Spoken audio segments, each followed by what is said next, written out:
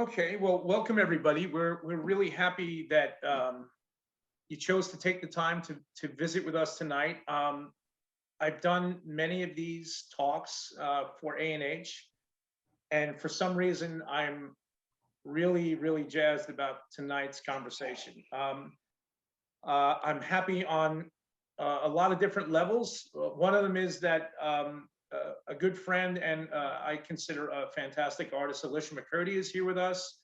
She was kind enough to, she's up in New Jersey on Zoom with us. So Alisha and I met each other at grad school at Stony Brook University up in New York. And I was kind of really amazed with her work at that point. And I really, before I even met Tim, and Tim was gracious enough to sign on, I asked Alisha if she would do this, and she was kind enough to do it.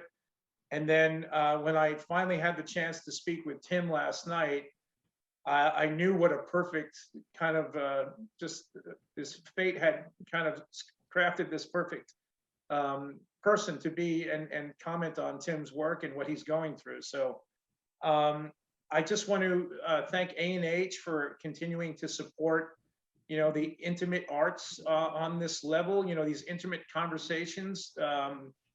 I think tonight's going to be an example of what we do best here at A&H.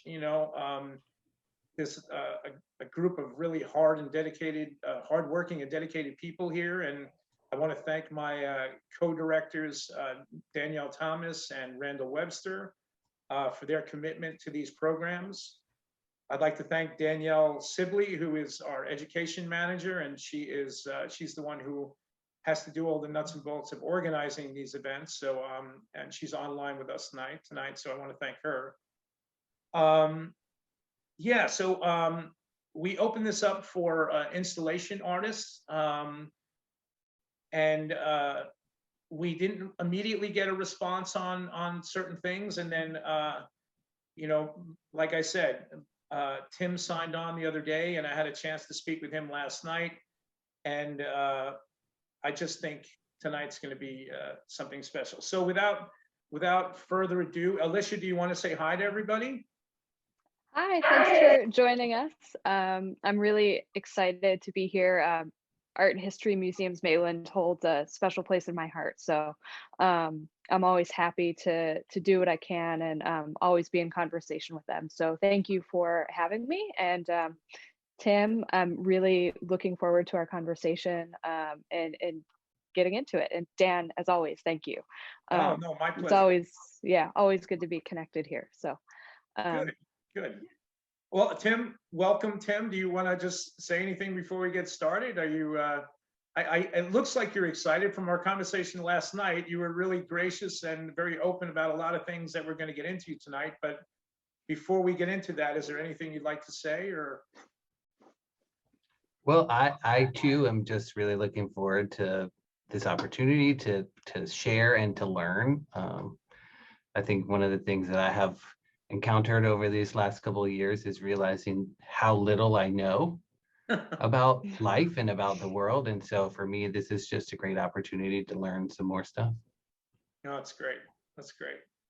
So listen, okay, so the first thing I want to do, because we mentioned the term installation art, is I'm going to put up an image. Danielle, can you go to the first slide, please? Okay. So Alisha didn't know I was going to do this, but I'm going to do it anyway. And she really didn't know I was going to do this, but this is one of Alisha's pieces from, I think it was 2012. And for me, there's a lot of aspects of installation art. They could either deal with really formal elements, just color or sound or this and that. Or they can deal with more personal elements, that the elements come from somewhere deeper in this conversation that's happening in the room. And for some reason, those are the installations and the works that I gravitate to. And when I encountered Alisha's work in 2012, first of all, it struck me on so many levels. And I'm going to let Alisha explain really briefly.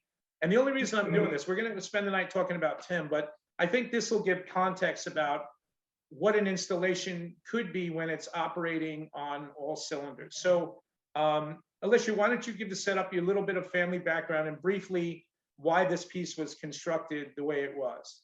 Sure.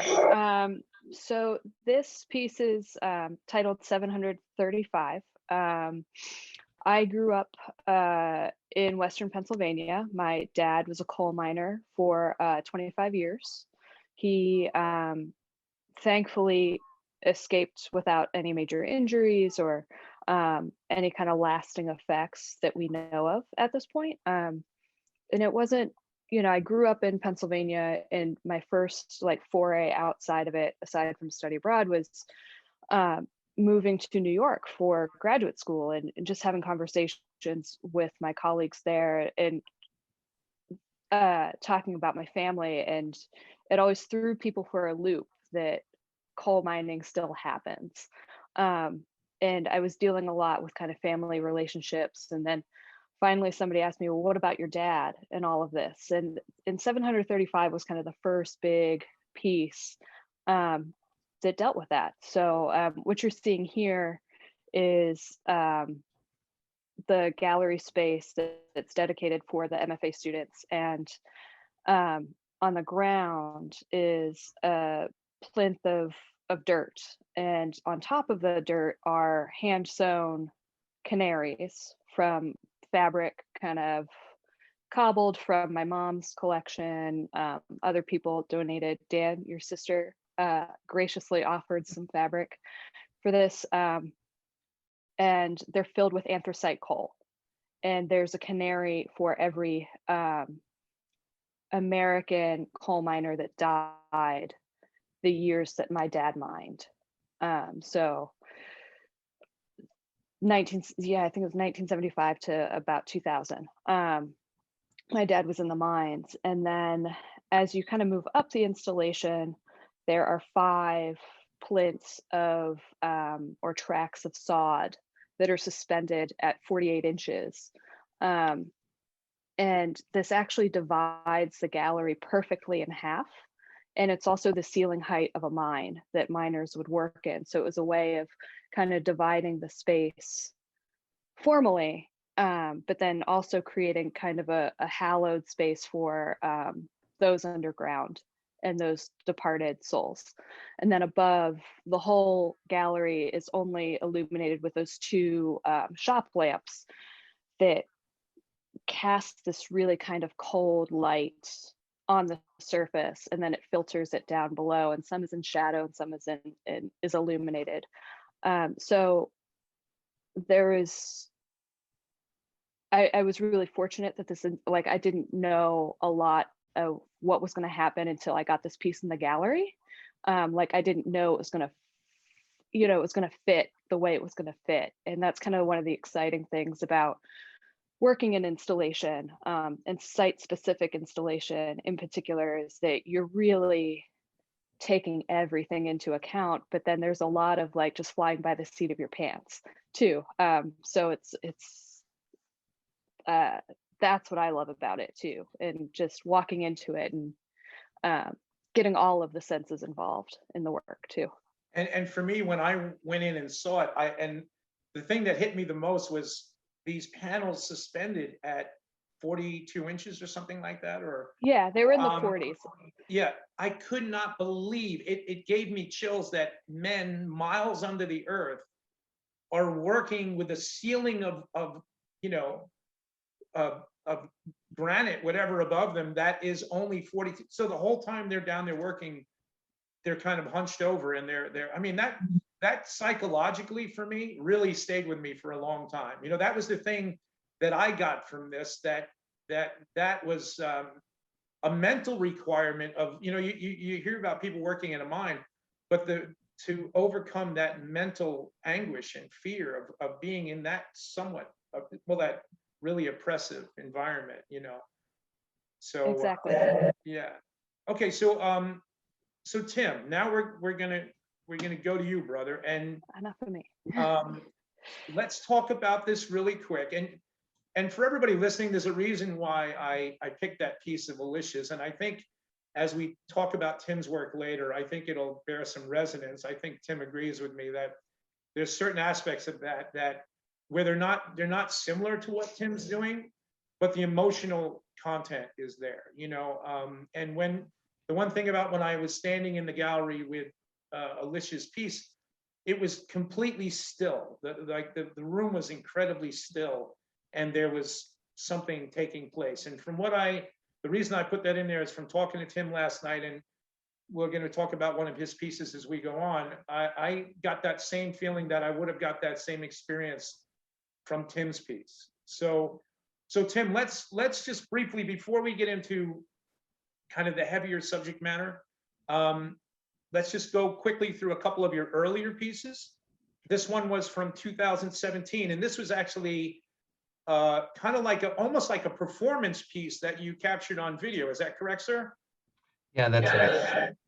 And you were filmed, and why don't you give us a rundown? Because and for everybody that's out there, I think Danielle was kind enough to embed the links to some of Tim's videos. He has a Vimeo account, and I encourage people to go look at it because his videos are great. And this video here, he starts writing up on the wall, I think it was "Don't be boring." Is that correct? And he writes it enough. So all of those are letters that are overlapping each other. And the level of obsessiveness really kind of was close to my heart. So why don't you talk briefly about this, and then we'll move on, okay? Sure. So I have, in my work, I have been interested in trying to understand why I think and behave the way that I do. So, you know, what things influenced me, what things shaped my worldview, and why has it been so difficult to release those ideas, my previously held beliefs or understanding about things, and be able to accept other perspectives. And one of the things that I was doing in this piece is thinking about what was something that drove me, maybe subconsciously.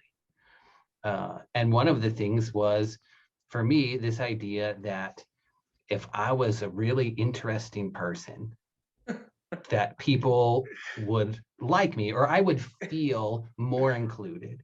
Because there were periods of my life where, due to circumstances beyond my control, I felt excluded from a group of people that I considered to be my friends, and then found myself alone.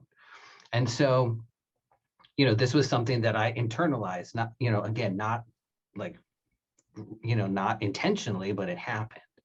So when I was, you know, in the process of getting to this piece, I had some faculty advisors in my MFA program who were suggesting that in order for me to kind of figure out what is that I wanted to do, they were like, why don't you just write this stuff down instead of just thinking about it? Because if you write it down and it gets out of your head, there's something magical that happens. The idea becomes, it becomes an actual tangible thing you can go back and you can look at. And so this idea of the rules of Tim, you know, things that I have built, structures that I have built, intellectual ideas that I have built for myself in terms of like, this is how I should behave. And then of course, everyone else should behave the same way that I do. And that turned into this, you know, thinking about, do I have any of these mantras or these things that are like on the edge of like self-deprecating or, you know, encouraging, you know, because this like, oh, don't be boring could be a motivator to find a moment of creativity, or it can be something that traps you in this place where you can't do anything. And so in my time as a visual artist, this was sort of the first moment where I put myself on camera, because I am a video producer by trade. And so, you know, shooting and editing and manipulating video is something that I do for my job. It's tools that I have a lot of control over and comfortable. I feel very comfortable with those tools. But also I'm not usually the one in front of the camera. There's somebody else doing that stuff. And so this was a moment for me to get uncomfortable and see what happened. You know what's so funny? I don't mean to interrupt, but there's a moment in the video where you go through all this intense working over with these, millions of times writing over, don't be bored, do not be boring. And then you kind of smear it over, and then you start writing in white chalk on it. And it becomes almost like a person, like a kid who got punished in school that had to go up to the blackboard, right, Alicia? Remember those things? And like, and go write on the board 1,000 times, I will behave in class, So it really has this beautiful sense of humor about it too. I know you're getting out there in front of the camera, but the openness of it, is really endearing, Yeah, So I I'm mean sorry, that.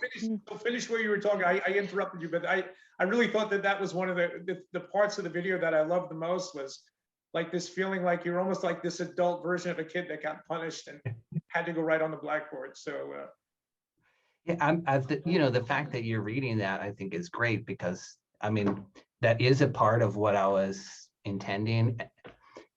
For me, it had a lot to do with the fact that I punished myself. That I'm the biggest motivator for continuing these like obsessive thoughts. It really has less to do with what other people are saying, and mostly to do with my interpretation, or my perception of that, and the way that I'm internalizing those things. And so, yeah, the getting to the white, and then getting to the all white, to the fact that like I did all this work and then it all got erased, is meant to be like slightly humorous, yeah, and also slightly frustrating. frustrating, right? So yeah. So this was the first time you put yourself in front of the camera. Yes. Well, that's interesting. Yeah. So let me just ask Alicia a question. So you just said something, Alicia, about your piece. And so when you went to grad school, I wasn't aware that, was that the first time you started doing work that was self-referential and like talked about your family and the issues that you grew up with and stuff like that? No. Oh, okay. Actually, Okay. like leading into grad school, I did a lot of that work. And I think it was specifically focused toward kind of identifying myself within the family, because like my mom was really creative, but she sewed. She didn't go to, she Right. finished high school. So it was trying to like place myself in proximity to her through her creativity. And Right. that came up a lot. And then finally, I think Howardina Pindell, one of our mentors there, was like, well, what about your dad? Like, where's your dad in all of this? And that's when it turned, that's when it kind of pivoted toward coal mining. Right. Mm-hmm. So Tim, when you were doing this, the reason I was trying to ask that is, when you were doing this, was family issues coming up? And because you seem like you're at this point of really openness and vulnerability in this piece, So yeah. So at this time, my wife was still alive, and we were both going through this MFA program together. And a lot of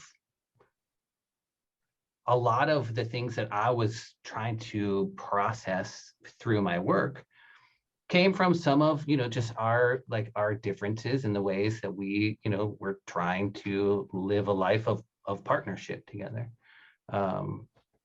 She was born in Venezuela. And so, I mean, we had different languages, had different cultural backgrounds. We had different expectations for all of these things.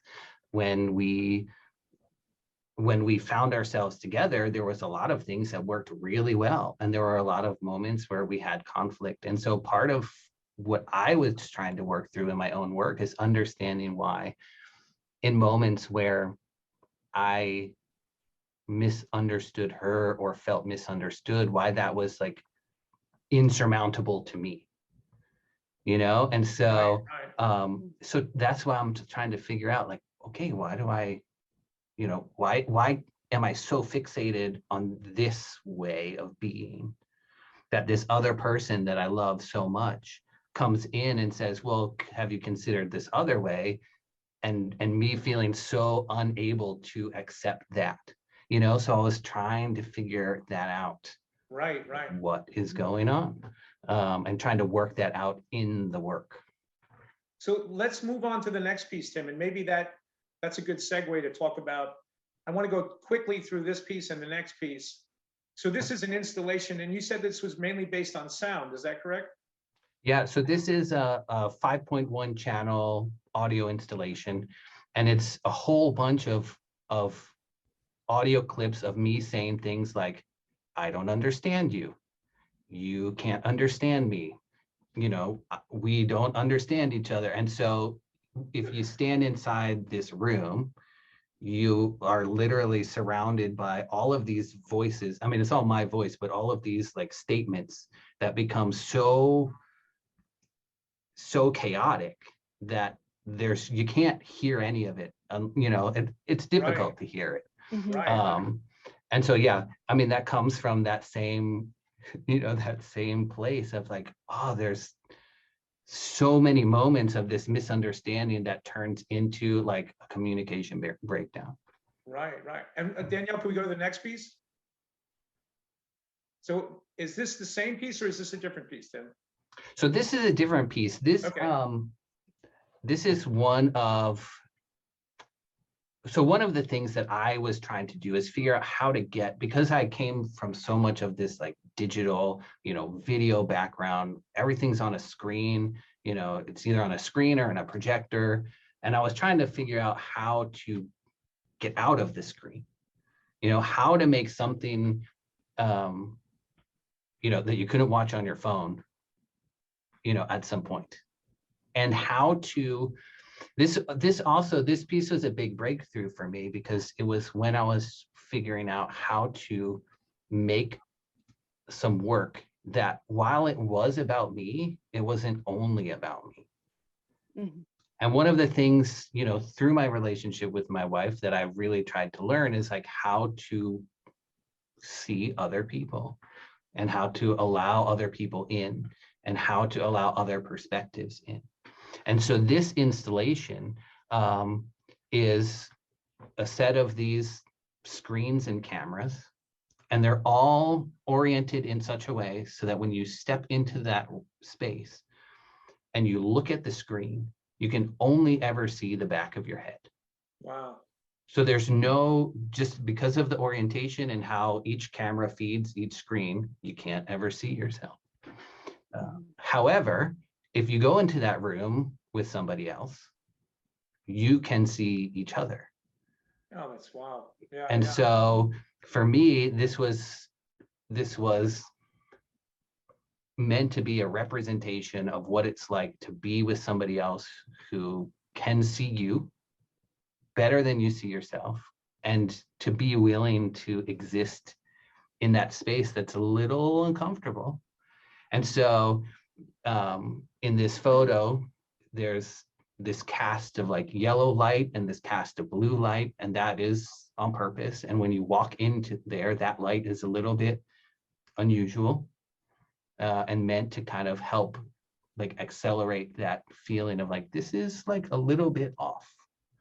Right, right. Mm-hmm. Okay, so Tim, in this conversation that we had on the phone last night, you were very open about some things we're going to talk about now. I asked you if you wanted to share them. I would have been happy if if you felt like you just wanted to, but I think you were brave enough to be open about some things. It's things that you're working in and you're through in your new work. And so, so you know where I'm going with this. So the heartbreak comes now. You meet this woman, you fall in love, you go through you go through the program together, and then was it 2019? So yeah, so in 2018, in November of 2018, about a month before our 10th wedding anniversary, we found out that my wife Marlene's had metastatic pancreatic cancer. And so that changed everything. You know, it took, she decided to do chemotherapy. She did that for about 4 months. By the time everything got started, she had gone through it for about 4 months until like April of 2019. And the cancer just kept growing. And so she decided that I'm gonna get killed by the chemicals or I'll get killed by the cancer, and the chemicals really suck. So I'm not gonna do that anymore. And so by September of 2019, the cancer had gotten so bad and she ended up dying on September 4th of 2019. What was your And wife's name so again, Tim? I'm sorry. So we just don't talk about her like what was her name? her name was Marlene's. Marlene. Okay. Marlene's, yeah. So Marlene's was an incredible artist on her own. It's one of the things that made me so mad about her dying is I was thinking, there was so much more art for this woman to make, and so much more art that was so meaningful, because she was dealing with the effects of domestic violence, having, been a survivor herself, and seeing other people and knowing how prevalent it is. It was something very important to her. And she was making installations and fabric work that was very, very charged with meaning and so exciting. And so, there was like a huge, that I had to make a decision. I either could like fold inside and, be overcome by the pain and the grief. And it was painful, and the grieving process is difficult. But I made a decision for myself and to honor her that I would not do that. And so I had taken time off from the MFA program to care for her. And so I came back to finish my final year last fall, so fall of 2020. And then in doing that, then my work had to change. It didn't need to be completely different. The themes that I was working on before were still there, but now there was this, a completely new paradigm that I was existing inside. And so what I decided is that I would use materials that she had left behind, and I would incorporate that into the same types of work that I was doing before. So I started, the first piece that I did using her materials was a video piece. And then moving beyond that, then I started making objects out of handmade paper. That the paper was cotton, and it was made from her towels, because that's one of the things that she had been doing before she died. And so the art making process paralleled my healing process so closely that neither of the two could have existed without each other. I could not have healed as much as I have so far without making the art, and the art would not exist without me having like invested in this healing journey. And it was very difficult at times to sit there with like, her towels running through my fingers and like make work out of it. But also to be able to look at that and say, yes, this is like deeply personal, deeply meaningful to me. And then to have other people respond to it has been a supremely rewarding experience. Hey, Danielle, can we go to the next slide, please? So Tim, is this a good point to talk about this work, or Sure. should we go? Okay, good. Yeah, sure. So why don't you give Alisha and I and the people listening a little bit of a background about this piece, and specifically about the text that comes up, why you chose that text, and if I'm correct, you were using her overhead projector, right? You chose to use something that she was in her work, and you brought it into this, and then you started working with this text. Is that correct? Yeah, that's correct. So one of the things that I started doing was thinking, how could I talk about her? And so I just started writing things down. Actually, what happened is that I went to return a book at the library and they couldn't find it. They're like, you didn't check this book out. And I'm like, I had to have checked this book out. This is a book that I wanted to read. You know, it's like, this is a book for me. Yeah. And then I realized that she had checked it out for me. Oh, wow. And so it was under her name. And so I was thinking, in that moment, I was thinking something along the lines of, I thought I knew what love was until I went to return my library book and found out that you had checked it out for me. And so I wrote that down. Mhm. And then I started thinking of how many other things I thought I knew until either, until I met her, until we had been married and I had learned about her and her different way of living, until we found out she had cancer and I watched how strong and brave and powerful she was in the midst of, battling that disease, or how much I thought I knew until she was gone. And then all of my imagination of what life would be like and how I would be able to handle it didn't work the way that I thought it would work.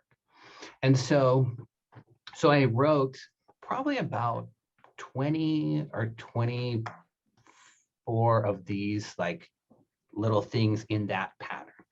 I thought I knew what blank was. And one of my like faculty mentors in the program saw that work and suggested, hey, you might consider, reaching out to somebody who's a writer to give you some feedback on the writing. And so I did. And so I reached out to Terry Thaxton, who is the program director for the MFA in creative writing at UCF. And she was so gracious to me to give me all of this feedback. And the core of what she suggested is that in poetry, she said, we don't use, we use concrete language. And so she suggested, all of those things. I know what forgiveness is, or I know what peace is. She's like, take those out. What is the thing that's left that's tangible? And so I went through and I found, I did all of these edits and I came up with a number of these phrases that were shorter. And then I saw that there was a series of them that sort of told the story of Marlene's being sick, of her dying, and then of me being by myself. And so that's what this video became. So what I did is I printed these 6 statements out on transparency. I used her overhead projector and projected it as big as I could on a big wall in one of the rooms we have in our studio. And then I recorded that projection with my video camera. And I timed it with Marlene's tea timer because she loved tea. And so, I needed like some way to like, mark the time. So I did like the 5 minutes of the tea timer, and then I would switch the slide and put on the next one. And so that piece is about 32 minutes long from beginning to end. And then there is like a second edition of it, which is about a 3.5 minute edited version that's for, viewing online or whatever. But there's a gallery version, which is like the 30-minute version, and the online version, which is the 3-minute version. But that's the kind of like the story of this piece. So if this text here was projected like floor to ceiling in a big room, that text was probably really large right up on the wall. Am I correct in that? Or yeah, I don't know. It's hard to see in this. There is a teeny little it's real hard to see in this image, but there is an actual there was an outlet on the wall. It's okay. in the dark, so you can kind of see that. But this this floor to ceiling is this is probably this might be a 12-foot wall. Oh, right. And so and so when I had my MFA thesis show at the UCF Art Gallery, I reprojected it about that height. I'm not sure if their walls are 12 feet or just 10, but the idea is that this projection takes up the entire, floor to ceiling, and you can't walk past it without seeing it. Right. Mhm. Well, it's amazing for me. There's some aspect of that I really like. The fact that you hear these things are incredibly personal. They're incredibly, oh, this is another one, right? You had, right? Mhm. So obviously they're incredibly personal, incredibly poignant, but they become something larger than your own experience, right? They become this shared experience when you put it on a wall like that, right? I mean, one thing about Alicia's work, and I'll let her speak, about this, is I like some of her pieces afterwards started bridging off, right? They became more universal in their kind of like application towards environmental issues, and so the personal was still there, but a lot of people could share in that experience. Am I correct, Alicia? Or Yeah, absolutely. And there's always a struggle. Um, I think we all as artists kind of deal with of like, where's the line of like, why am I doing this? Is it too self-serving? And what are the avenues that our audiences can come into the work and connect with us? So there is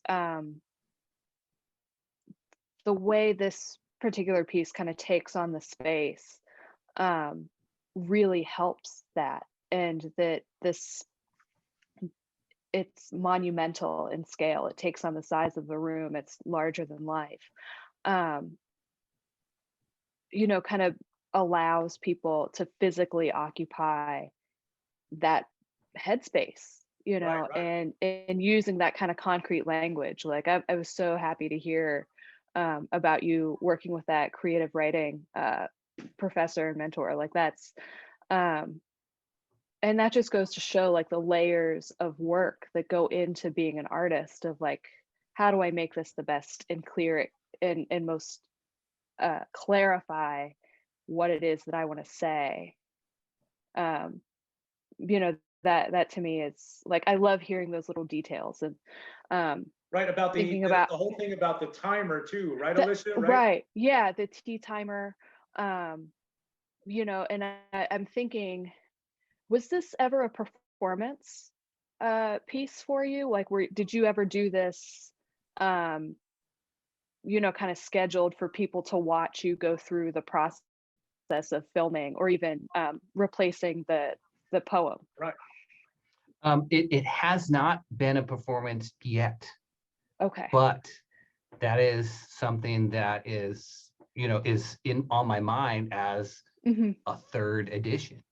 I Yeah. have this edition, I have the digital like quick edition, and this sort of like third edition of this piece, which would be me doing this as a performance. Yeah, absolutely. The thing I Yeah. like about, I'm glad you brought that up, Alicia, not just quickly, Mhm. is because probably with the video, the amount of time that each of these text pieces was up on the screen was, like you said, it was due to the timer. It was probably pretty like even, right? Each piece was up for a certain amount of time and went down. But if you were doing the performance, right? If you're there in the room, you would react kind of emotionally with each one of these things that goes up on the screen, and like, especially if you're switching out the transparencies on the overhead, some of them would be up for a certain period of time. You know what I mean? Like you could, like, it doesn't mean like just because you're using the timer. I think for you, some of them will bear more resonance than others. You know what I mean? And all of a sudden you're back and you're open in there and you're taking part in the process again. And that to me could be really beautiful. So Yeah, I agree. And I was kind of questioning whether it'd be a performance, because I like, it's so analog in its production of using an overhead projector and the tea timer, which are details that, like, when I viewed this, I knew it was an overhead projector. But there's something that this piece and the first piece you shared about I Will Not Be Boring, kind of, for me, I think about elementary education, or like, viewing the education that I received and how like the transparencies would go up and you'd only have a certain amount of time to view them. And then also thinking about like what we were taught 30 years ago is not what's taught today. And that kind of revisionist, that constant like revisionist view of time and memory and history, and that there's a tinge of nostalgia for, you know, probably certain subsect of our population that will see the tea timer and the projector, and then just have like that becomes a layer of connection in the work. And you know, and then also you like hearing the transparency, like the noise of that transparency. I mean, it just becomes another sensorial experience. And then, you know, the having an audience, it becomes very theatrical. Sure. In that sense. Right. Even the little sounds like the fan. I know that the overhead projectors have a little cooling fan on them, right? That you can always hear when you were in class, right? I know I'm dating myself, but it's like I remember. Right. I remember my teachers when I was young using an overhead, and I was like, oh, yeah. But I remember, it's funny, Alicia, when you said that, I remembered the sound of the fan, right? That's that layered memory that comes and gets triggered by the use of, especially the use of analog, you know, equipment. You know what I mean? So this, listen, so this, do you see, Tim, any other, like, I like the fact that you're considering the performance and the live piece of this. I think that would be an incredibly moving experience. But do you see, has this kind of, because you wanted to talk about one piece tonight, that's what I'm trying to get at. Is, you had mentioned to me that, is this the piece that you wanted to talk about, or is there another? Oh, I mean, talking about this piece is great. Okay. I have been working on more paper work, like Okay, casting more next paper. Piece, the next, there you go. Are these part of that, Tim? Yeah, that's part. So after making that projection and trying to think of like how else what other things did she leave behind? What other things could I do? Is I started casting these pieces of paper using that pulp that she had made. And then I also like made some of my own pulp because I was thinking I'm gonna run out. So going through the same process that she did, you know, cutting the towels up into little squares and then putting them through the Hollander beater and waiting for it to beat them all down and then draining it out and, you know, casting it into shapes, was all very meaningful for me to kind of follow in her footsteps. And I had helped her a little bit when she made those, but now I had to do it on my own. And so, you know, that again was like a reflection of what I was having to do personally. Is we had the privilege of, we worked together, we went to school together, we were both involved in our church together. You know, we in the 10 years that we were married, we probably spent 40 years worth of time, you know, of like typical relationship because we got to do all of this stuff together. And so the gaps that I found once she was gone were significant. And so it was difficult, you know, it was difficult to be there. The first time that I was in the paper making studio by myself where no one was there while the thing is churning away, I'm sitting, you know, at a table crying because I'm like, I'm here by myself. But that was necessary. You know, to make this paper, the towels have to be shredded. You know, you take this, you know, cotton fabric and you know, distill it to its essence, you know, little pieces of cotton fibers. And then once you do that, you can make this thing that's brand new. And then in my case, I stamped these phrases on there, you know, in the ways that she had like impressed her worldviews on me and the ways that she had changed me because of who she was. Tim, what is the scale of these pieces that we're looking at? How big are they? So these are a foot square each. Not that, okay, right. Yeah. So what I have been doing since my graduate show is I've been working, still with paper, but I've been making things that are bigger. So I made my own mold and decal that's 6 feet tall by 2 feet wide. So about the size of a body, roughly. And then I took old black t-shirts and I shredded those. So I have the white towels and I have the black t-shirts, and I've been working and casting those, that pulp together and seeing the interaction between the black and the white, as a reflection for me of what it's like to move from this like binary way of thinking to like existing in this gray area where not everything is certain and there's not always an answer for everything. Well, But there's some beauty there. You had said last night, the same thing you had said last night in our conversation, and it really struck me, was that you thought you knew how life would play out, right? You had this way in your mind of how your life with your wife would play out. And, and you said that this new work, especially when you're mixing the black and the white and it's becoming like this gray, is you just acknowledging that you really like that none of us really do know, right? We don't know. We have things that we want to play out. We have these, these hopes and dreams and, and cares and, loves and this and that.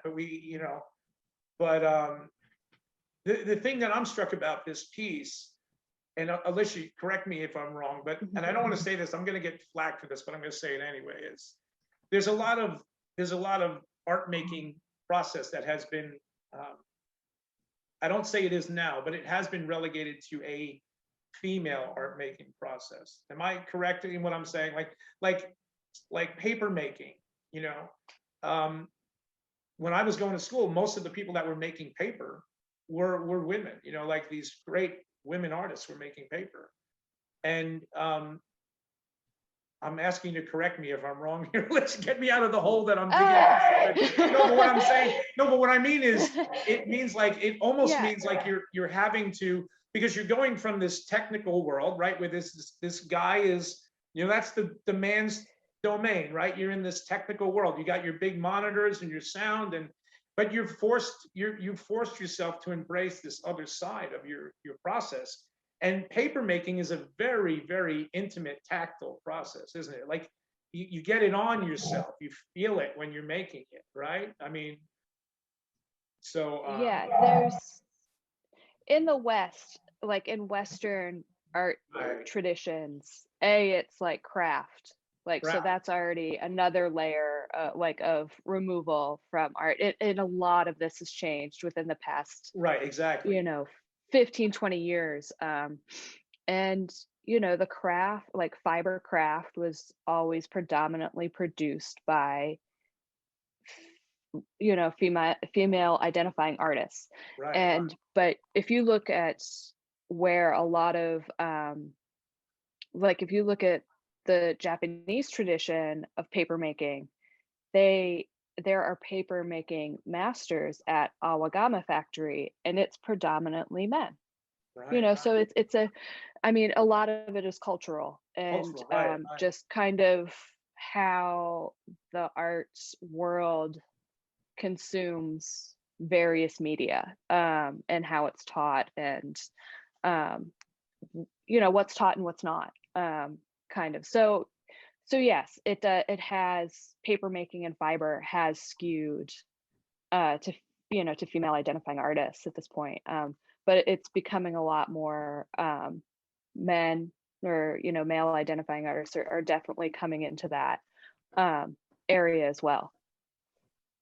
So hey, listen, Tim, one of the best compliments I ever got about my work when I did these large drawings was this person came into one of the galleries that my work was up in, and they were like, oh my God, from seeing these before I saw you, I thought it was a woman that did it. And for me, it was like, that was the greatest compliment I could have gotten, because all the women artists that I think, and I could go down a list of them, are just, there's something there. And I know that's another, but there was something that I gravitated to in these women's artists' work that was a level of intimacy that I thought a lot of the men couldn't get to, and I see that in this. So I give you credit. What I'm saying is I give you credit for allowing yourself to go there, because it must have been painful. Thank you. I appreciate that. So Yeah, you said, it's I'm sorry, Alicia, go ahead. oh no, but there's also something to be said about allowing that intimate, like the mastery of technique and material Right. allows you to supersede all the technical stuff and get to, and like the craftsman, the craft stuff and the craft argument allows you to get to that intimacy and get to the like the the essence of the work, and why it's impactful to your audience. So I think that Right. is a credit to this work, and Absolutely. Yeah. and getting into that process. Like a lot of this is process and material driven, and to be so purposeful Right. in Right. how you've approached this work. Again, it just allows for such a clarity of intent and content, and um, being generous to the viewer of like, this is like from start to finish, I'm going to follow a thread here, and it's you follow along with me, and you can pick up these layers of meaning too. And it's funny, Tim, this has gone full circle now, because the reason I included Alicia's 735 piece in the beginning was because when I would spend time in the gallery alone, I noticed the one thing that hit me after the height of the thing was that every one of these birds, these canaries, were hand sewn, 735 of them. Each one was different.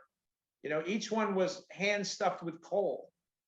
And you can only do that. You can only, achieve that level of intimacy with your art. And if there's something really driving you, or else it just becomes,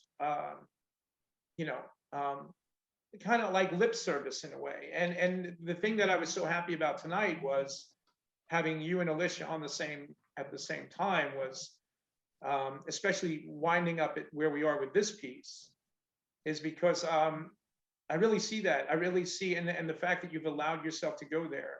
It's not an easy place. Like I bet during Alicia's construction of that piece, there were moments that were painful for her, And Yeah.